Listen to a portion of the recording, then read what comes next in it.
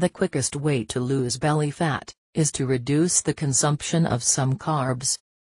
For many people, doing this is not easy. Because it means to leave aside breads, cakes, cookies, soda, and candies. But if you avoid these foods, at least during the week, it will help a lot. Over the days, you will start to notice the difference in your belly.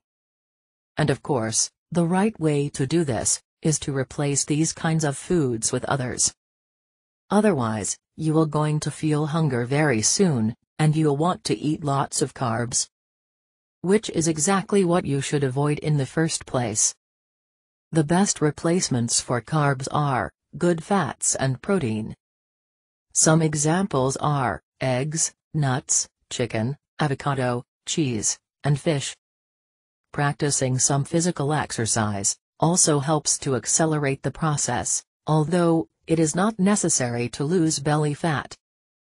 Doing exercise is always a great way to stay healthy and keep the body in shape.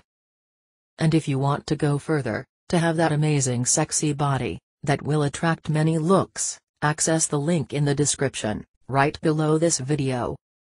If you liked this video, click on like below, and subscribe to the channel. Good luck.